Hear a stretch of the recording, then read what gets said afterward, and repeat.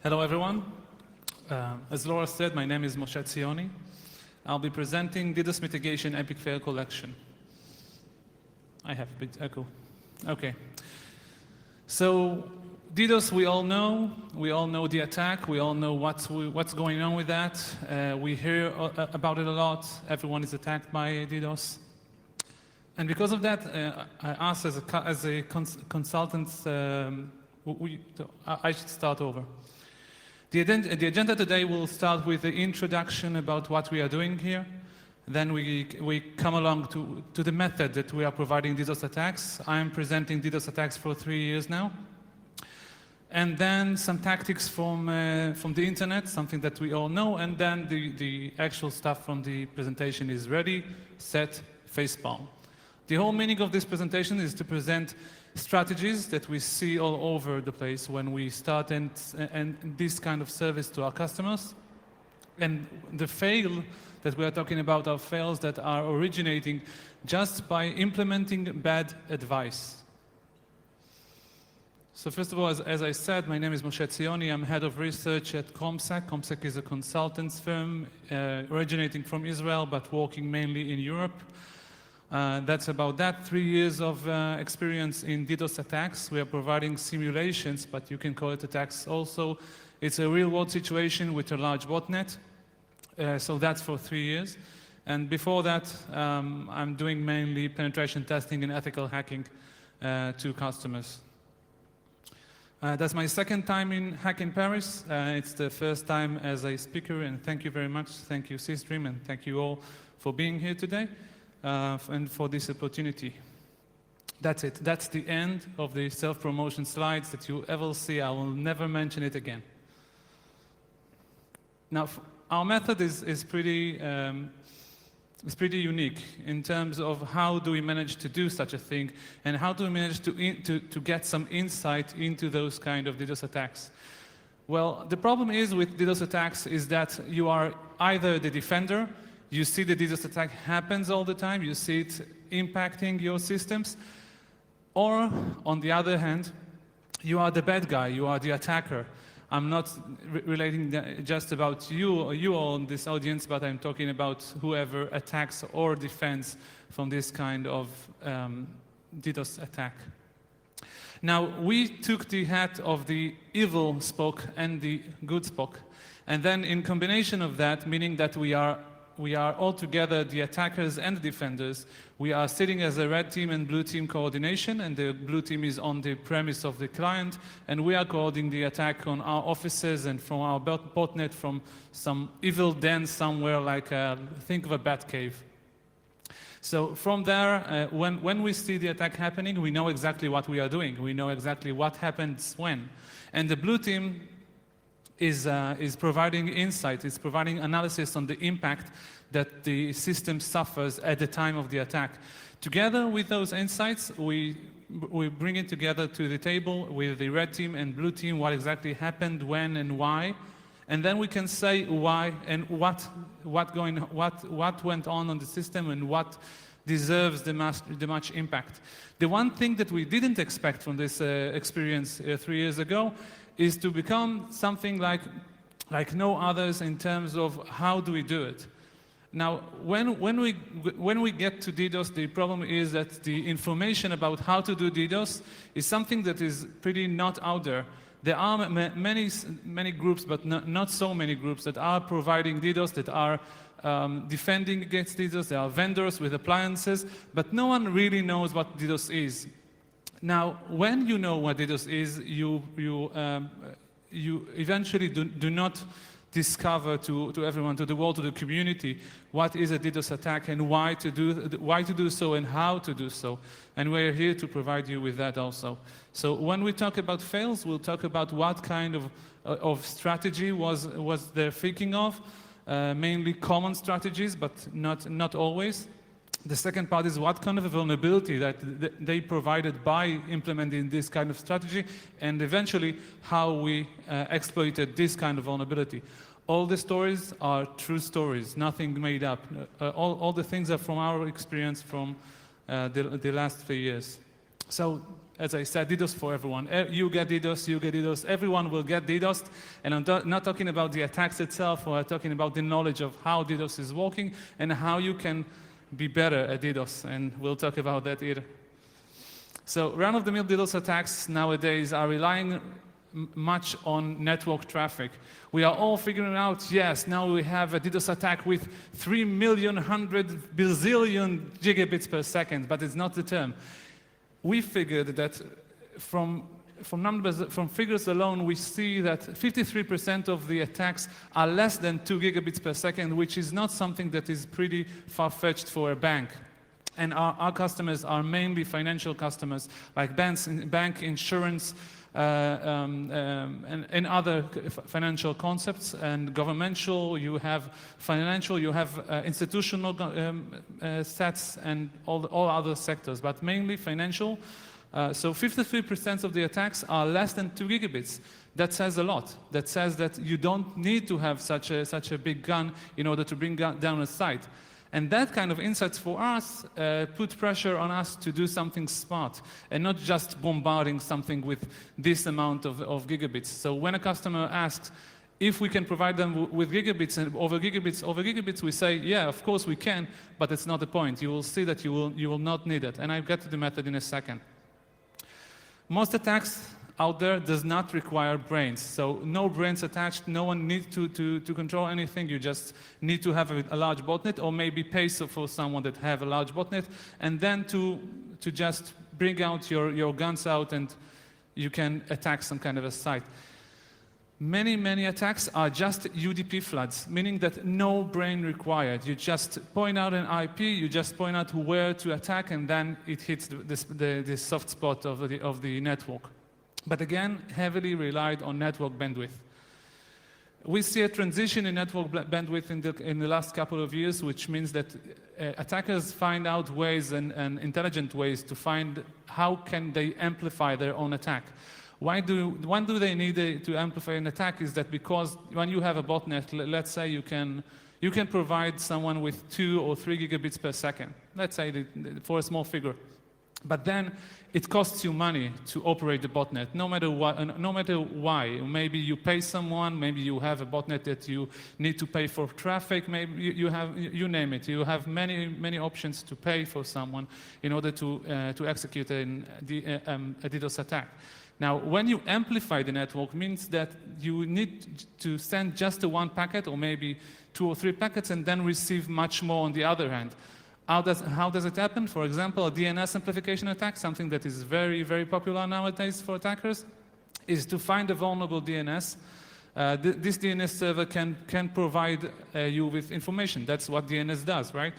Now, when an attacker spoofs his IP and then sends to DNS a query, which he knows that the answer for this query is 100 times more or longer than the query itself, now they have an amplified attack, because if the spoofed IP is the IP that he wants to attack, the DNS receives a query for one IP, he replies to the other IP that he thinks that queried him, and then eventually you have 100 times more effective or more heavy attack on the network side. Now, all of those are attacks that we see in the wild, but we didn't want to do that exactly, and we have some legal constraints for some of that, because we are legit, I can assure you.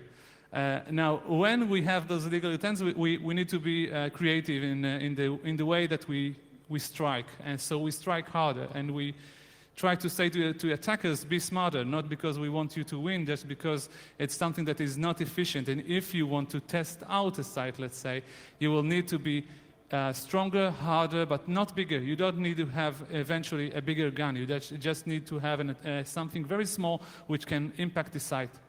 So there is more to a website than a front end. That's the most massive thing. Most of the DDoS attacks, and we're talking more than 99% of the attacks, just doing virtual damage to a site, meaning that is providing with a temporary DDoS to a site. A site is non-responsive for a temporal time from the beginning of the attack to the end of the attack, or maybe a bit after the beginning, because it takes time to accumulate. And then when the attack stops for any reason, the site is back online. Now, we want to provide an attack to the site which will harm the site, not because we are evil, but just because we want to test its defenses and to prove a point. The point is that it's not just a front end, and you all know that. But the question is, how do you differ from backend and front end, and how do you attack a backend? We'll get it in a second. So overload the backend in making the system work for you. Remember that. As I said, we're back to it. Now, the third thing is stealthy. Stealthiness is something that we call stealthiness just for, let's say, no signature-based attacks. Most of the tools online have signatures. Those signatures are sometimes by accident. Someone that didn't think of randomness, and the other vendors that are anti-DDoS appliances provide signatures for those kind of attacks. Let's say anybody knows Loic? Just before show of hands? Yeah? Great. Loic is a very popular tool by Anonymous. It was popularized by Anonymous as an attack tool, and it have pretty much for any kind of attack there, you have a signature. Now, if you're using off-the-shelf or off-the-internet tools, you will get signatures because everyone knows about it. The vendors know about it, and probably they will deflect your attack. We didn't want to be there for two reasons. One, we need to understand what we are doing, and we are not going to attack someone with a tool that we downloaded online. Second, we need to be stealthier than the tools that are online for that reason. And then when we have to do ourselves, all the tools that we are using are payloads that we wrote ourselves. We know for the bits, and we can change it and customize it in any given moment, whatever we want. So stealthiness is very important to impact the site, because you always have, let's call it noise to data ratio. So we try to make the noise as little as possible and not to be deflected for the most of the attack. The fourth thing is generalized term form amplification. Whatever we try to provide amplification with clients, just a second. Whenever we try to amplify an attack, we have a legal problem with that, because we need to implement those kind of attacks with a third-party DNS or a third-party NTP or third-party anything. So in order to amplify things, we thought over and over it, and actually we've got to understand some of the attacks that THC provided about SSL renegotiation, and when we saw that, it really proved our point, because SSL renegotiation and regular full session negotiation provides CPU amplification, because one side is just sending keys, the other side is working very hard in order to calculate and crunch numbers. So CPU is one kind of generalized term for amplification that we are talking about, but it's not the only one. When we talk generalized amplification, we talk about one, network amplification, which is pretty straightforward, as we said. The other one is CPU, and I just described one kind of CPU attack, but anything that is being crunched is CPU attack. Maybe you are familiar with another attack that was, I think in CCC 30 or 28, there was a POC for hash algorithm in all over the IIS, PHP, and other web servers. So check that out. That's a very CPU-intensive attack. Now, we have memory, which is another pillar. Memory is something that every process is using, of course, and mainly does not think of a DDoS. Just think of a mundane work on a system, whatever a system does. It does with memory. And memory is something that is very hard to really know what we are doing. Memory leaks are pretty common if you know how to find them. And I'm not talking about how to find them. I'm just stating a point that memory is many times the core trip in strategies. And the fourth one, you can guess it, is storage. Storage is something that is pretty much everywhere, and every kind of, even appliances along the way have storage. Now, the appliances themselves, if we are talking about switches, firewall, IPS, IDS, anti-DDoS, anything, have a very limited amount of storage in contrast to other storages like room servers, or maybe even if, of course, databases that provide much more storage than just an appliance. So storage can be harmed in two ways. One is just to clog the storage. You can provide the storage with more and more data, and we will see for at least one example of that.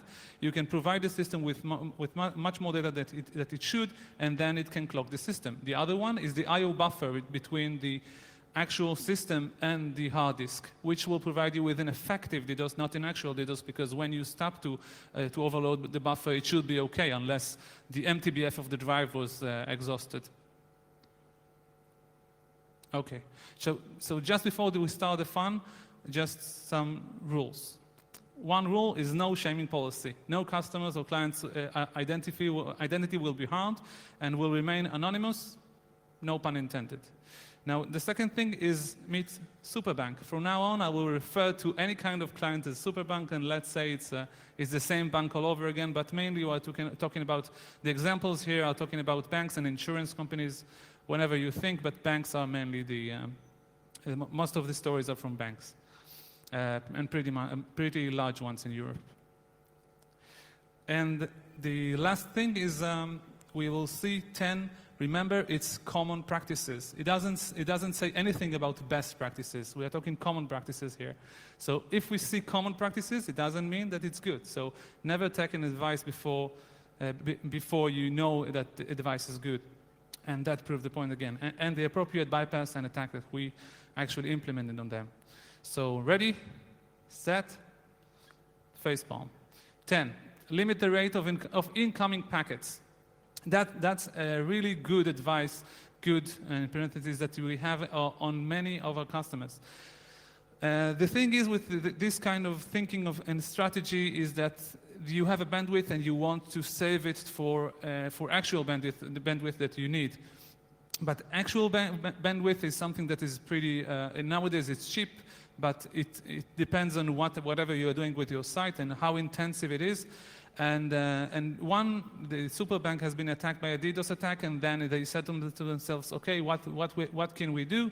And asked the ISP that was offering an anti-DDoS ISP level defense. And then the ISP said, limit the rate of incoming packets. That way, you will control the incoming packets, whatever attackers will do, and then you can always be online because someone will know that the incoming rate is something that is under control. So first of all, the strategy itself is not solid as a whole. You can't really refer to incoming packet rate unless you know what is the correct rate. But let's leave it there for a second. The other thing is that it's really easy to bypass this kind of restriction. Why it's easy? Because we have reflection. Reflection is something similar to amplification, but the meaning is that whatever reflects from the server to you is something that is helping you to attack the server and maybe clog the bandwidth again, to choke it. So reflection to the rescue. We have a botnet and we have a server. We want to attack the server, but let's say we have a cap on our incoming packet rate for us. So we know the packet rate, or we need to guess the packet rate that is most probable to be, and we can go very, very low. Why we can go very, very low? Because the thing is that you have a simple attack for this. If you are just downloading from the site, you are implementing a reflection attack. Why is that? Because asking the server for a file is something like 1 kilobyte. 1 kilobyte alone, because you don't have much to do. Well, let's say 2 kilobytes in worst case. Let's say you have other session IDs, maybe you have anything that you need. You will not get anything more than 2 kilobytes unless it's not a file. So when you get a GET request into the system, let's say it's 1 to 2 kilobytes. So that's cannot be a limit for the rate that you are asking the site. But the site will come back to you with a file that with consuming the bandwidth that you find the file, as it will be better if the file is very big. Let's say 2 megabytes is pretty big. Gigabytes is pretty awesome. But if you find megabytes on the web server, that should do the trick.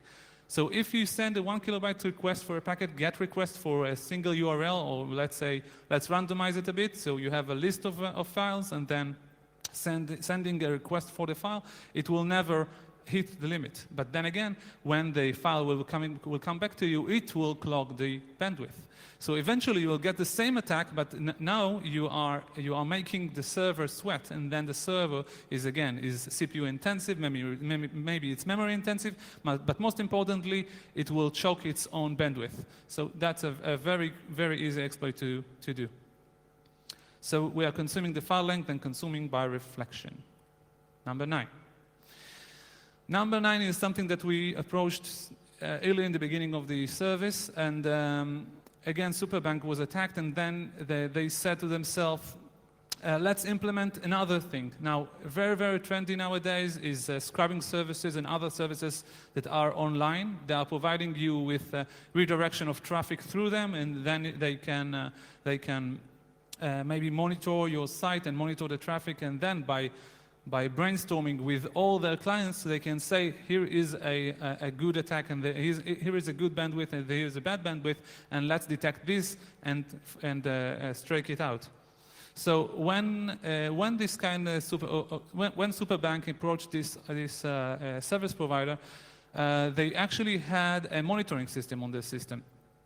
So we attacked the bank to see that the monitoring works, and the monitoring worked. It was great. But then again, when we say to them that the site is still off, they said it's okay. The monitoring shows that everything is okay. Why you are bothering with bothering us? We want to sleep or anything like that. So it's okay now. The monitoring shows that everything is okay, back to normal, and the monitor is actually being okay. We got the screenshot from the provider saying that the site is okay, and they were high-fiving each other in the room. We said, we heard from the customer that there was much rejoicing, and then they sent us this image which shows clearly, I don't know how clearly, but it shows clearly that the peak time was off, and then by a couple of minutes or so, the attack was off. And then there was a relaxation. And when there is a relaxation, everyone are happy because the work has been done and everything looks okay. There is no way that the site is under attack because you can see it in the graph. The thing is that they didn't know is that the redirection of the DNS was not correct. The customer provided the service provider with one of its IPs that he needs to be redirected, and for other reasons, exceptionally for management of the site, he had its own IP, which the IP can be traversed by DNS querying.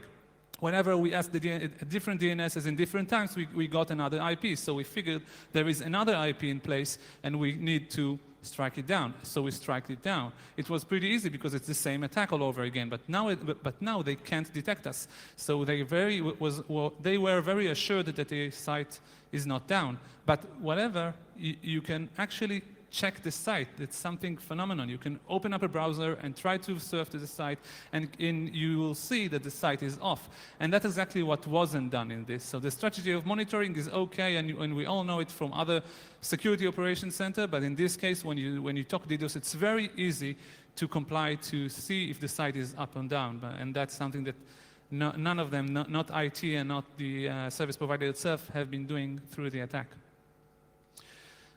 Okay. Number 8, backend servers are not important to protect against DDoS. That's something that we hear a lot, and I talked about it earlier a bit, and I will provide some more information. We had a client that, this Superbank, of course, was under the assumption that the front end is very important, and the backend servers was pretty lame in data, nothing crucial. So he put all his defenses on front end. He put monitoring, heavy monitoring on the front end. He put some ISPs, he put some anti-DDoS mechanisms. He bought some marvelous bandwidth to his system. And now he said, okay, let's do the attack. And you have to keep it small because I will detect you. I have the most efficient monitoring system in the world or something. So we said, okay, we surfed to the site. I haven't mentioned that research is done a week before the attack itself. We need to know what we are talking about. We need to know what kind of technologies are there. And we need to test some thresholds without harming the site in order to provide a customer's operation and something that will be precise as we can. So during research, we found that he had a simple query in a site. The query was referring to searching for branches and agents in those branches. And we used that. We said that if every pen tester is doing that, by the way, you should know that when you see a site and you see a query, you eventually will get, okay, maybe it's traversing a file, but if it's data that needs to be dynamic, it's most probably a database, right? So we found this query, and by measuring time, by measuring the response from the server, we actually got the idea that it should be a database down there somewhere. So we queried the database all over again. We queried and queried and queried. So the traffic was, we kept it very, very low. But the traffic on the inside was insane because we didn't know, but could guess from timing, from time delay, that the backend is going crazy. Like every time that we queried the site, it took about 15 seconds to respond. That's something that shouldn't be done in any case. So when we time measured it and we figured that that's a database, we didn't need such a big bandwidth, and then we eventually attacked the backend through the front end. And if you manage to see, the amplification itself was self-inflicted. So eventually we have an amplification inside the network, and that's what brought the backend down. By the way, another fail in this, and that's because that's another reason it's here, is that this database in the backend that was referring as a lame database which just controls the branches and agents was much more than that, because when the database fell, some angry calls received at the SOC and for the security officer that said to them, "Are you crazy? You just dropped like 50 databases of the bank." And then they realized that the database is shared, and the shared database has been fallen by this kind of attack. And again, the attack is from the outside. So we have a chain of events that was pretty funny for us, but not funny for the customer. Okay, so now we have, again, something that very probable to do. When you have a big appliance, you pay it's very expensive, and you pay hefty money for it. You have an appliance for anti-DDoS, you put it in the on-premise, and you want to connect your domain to it. So you have a domain connected to it, and then you maybe think to yourself, maybe I have another domains to control, and then maybe I can deliver those kind of traffic through the anti-DDoS mechanisms. That's a great idea. Be effective, be efficient in your work. Does not just spend money on something that you won't use, right? Right. But then again, if you are not familiar what exactly will happen when you connect those, and if you didn't figure what will be the architecture right now and what will be the mitigation process, you are doomed to fail. And what exactly happened in this case, it was over the pond, some British customer, a financial customer that bought a new and shiny appliance, just connected it to the network and connected all the things to it. And then the mitigation was, the strategy of the mitigation, and that's something that was written in the documentation for the appliance, is he is learning the traffic, and after 20 seconds, it gets into mitigation mode. It drops the lines and tries to dry them out and then to bring it all together. So when that happened, we just waited. We are doing a ramp up. So we are starting small and then eventually getting bigger and bigger. So we started small and nothing happened, which was pretty obvious that nothing will happen. But after 20 seconds exactly, the site was down without any given reason. The site was down, and not only the site, the monitoring systems, the management systems, the ISP, the VPN, anything that you can think of was down. All the financial organization, it was production system, it was on Monday, the start of the day, it was until 7 hours from then that the site or anything else on the premise was bring up to life, and during this, they learned a lot about something that was inside the system that eventually affected this weird behavior. What actually happened that the appliance thought of the lines as malicious and then dropped all the lines and then didn't give access to management. That's something pretty crazy, but that was a strategy of them. Number 6, we don't trust the vendor. That's something that is pretty hard to say, but that's something that we are encountering all over again when we approach startups, and they have anti-DDoS machines and anti-DDoS clouds that you can use. And most of them are even free. That's crazy, right? Why not use it? So you put on your credentials, you put on your reverse DNS, reverse proxy, and you have your DNS credentials, etc., etc. And then you have a redirection through the cloud with no money involved. That's something that is very, very important to most of the customers. Now, that's great. The only thing is that if we are talking layer 7 attacks, and if you don't trust the vendor and you don't give them the certificate, we're talking about SSL certificates, of course, so the traffic will not be shown on the servers, right? So if the traffic will not be shown and we still getting to DDoS you through SSL, you won't see the attack, and so you won't be able to control it. You won't be able to smartly mitigate it. And that's exactly what was done. We just flooded the website with HTTPS. And eventually we figured that maybe HTTPS was not required for the customer, but it doesn't matter. The HTTPS was the vector of attack. You just enumerate the surface and then you find out HTTPS. So HTTPS was pretty much it when we figured it out. And when we figured out that we have something inline that is providing us with some difficulties, but then again, when you don't have the certificates, you can't correctly terminate the session, the SSL session. Number 5, we need big data. Collect all the logs. That's something that we hear all the time, and mainly in the last couple of years or so, we have even a preference requirement under several regulations like PCI. It actually requires you to collect all the logs. It's something that is very crucial to someone. But it's not crucial when we're talking about DDoS because, as we said, storage is something very troubling. You can be clogged by storage, and then you have silo needed. You can't just expense storage unless you know how to control every kind of appliance. But then again, if you have this kind of appliance in place and you don't know it, the appliance will clog up the system. What happened is that we attacked this super bank, and then during the night when we attacked it, we figured out that there is no access to the site all of a sudden. And we haven't done something very massive. We're talking about maybe several millions of requests, which is nothing like a real attack yet.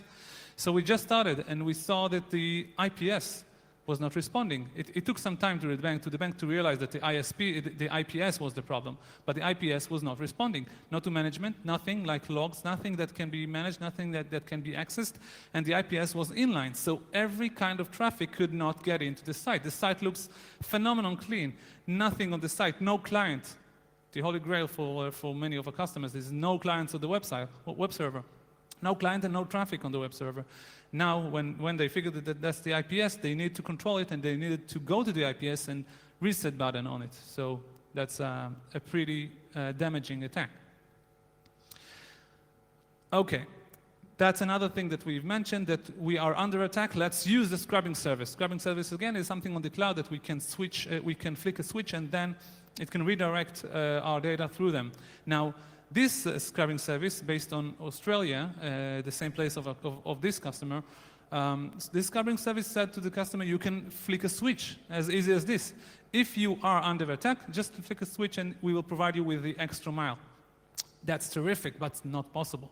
Because if you have a learning mode, if you need to learn the system, that's what scrubbing service do. It differentiates between good and bad bandwidth traffic. And if normal traffic, it needs to learn the normal traffic and then to differentiate between black and white, it can't be done during an attack, because during an attack, nothing is normal. So all is learned during the attack.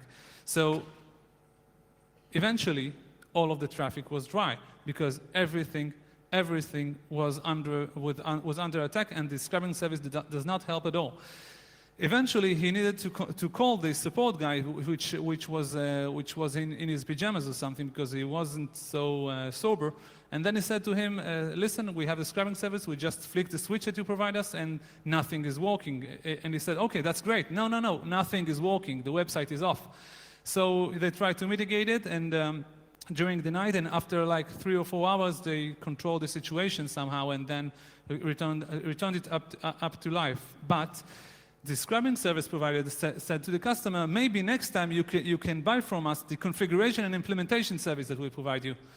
That's not a good advice over another not so good advice that this service provider provided us. Okay, number 3, and we are approaching the end. The CDN is something that is very trendy nowadays, very popular. CDN is like, the cloud service, the reverse proxy from anywhere in the world. If we try to get to CNN.com, and CNN.com is located geographically in Washington, we'll have from here to there several, maybe tens of hops. But we don't need that. We want to be usable. So we have a CDN that provide all the caches to all over the world, like thousands of computers. And CDNs is not dynamic, meaning that the CDN need to be on static information. Why? Because not static information, what is doing with the CDN is when you ask a server close to you about a site, let's say CNN.com, he will ask himself, have ever someone approached CNN.com? Does it reside in the cache? If it is, you will be provided with the cache. If it isn't, it will ask CNN.com, the origin of CNN.com, and then provide you with the answer from there. So if it's dynamic, meaning that if you have parameters on site, you won't be able to cache all the parameters because it's not possible. And if the CDN does not know the limited set of solutions or set of answers for those kind of parameters, it will never can be done. So when the customers buy out the CDN, he's very happy. By the way, it's a very good advice. Go and put a CDN on static stuff on your site. That's great. But on dynamic stuff, it's not so great, because dynamic stuff, again, it will require you to go over the cache is not there, a new parameter is in place, and it will ask the origin all over again. If we are doing methodically, so the site will be down because the origin cannot control all of this traffic, whatever what. And another thing, Akamai in this case, which was the origin, and no shaming involved, just that's the way it works. And Akamai said to the customer, do not use not static information.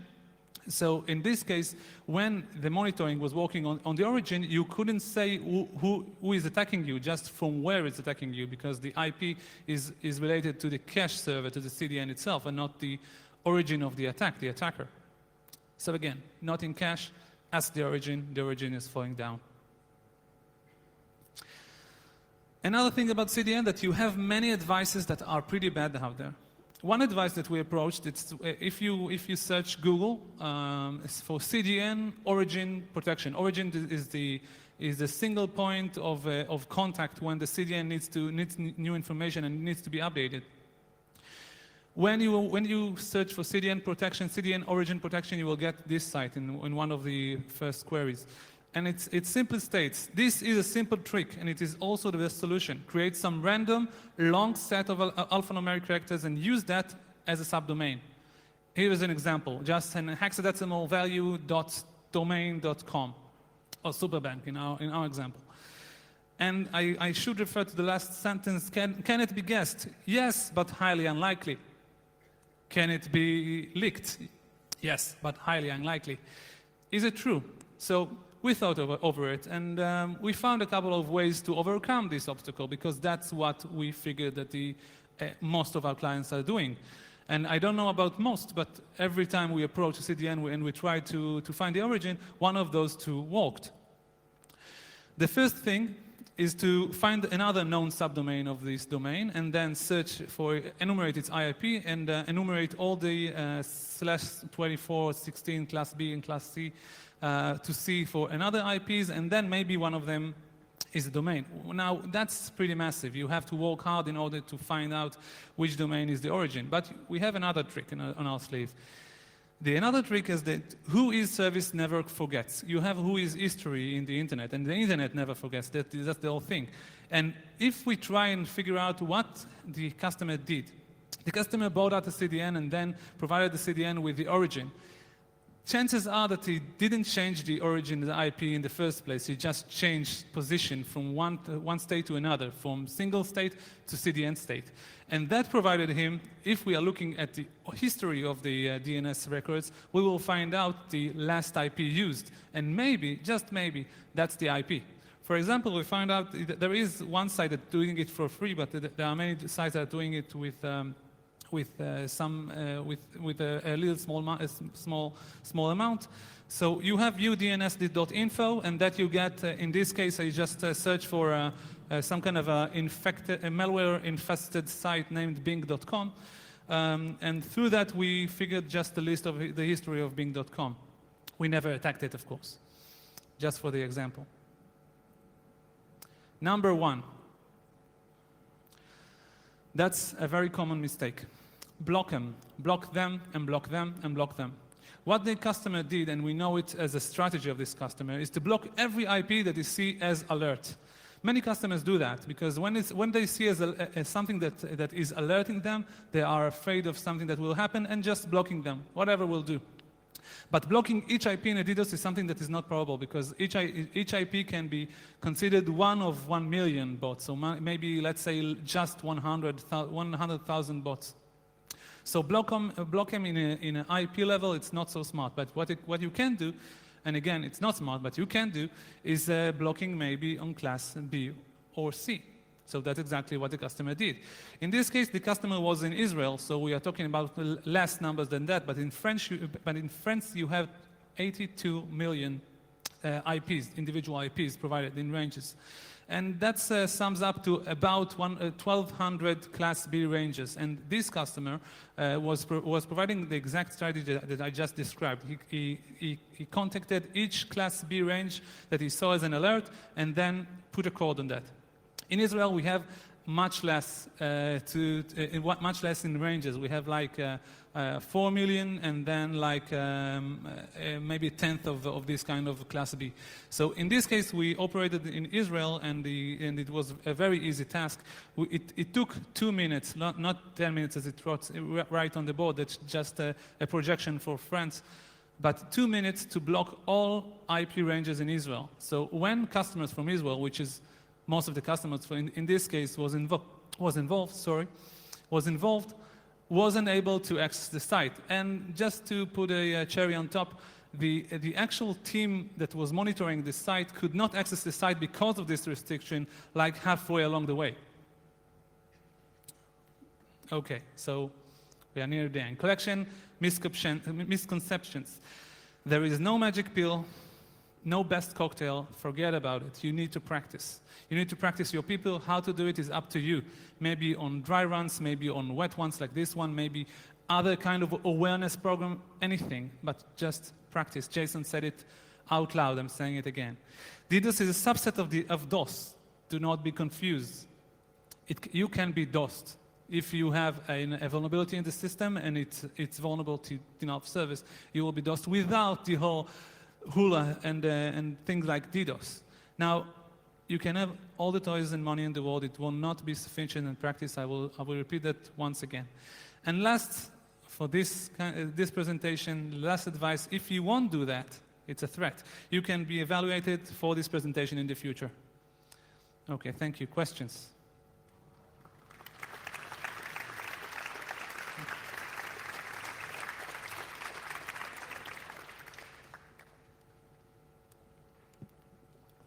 Questions?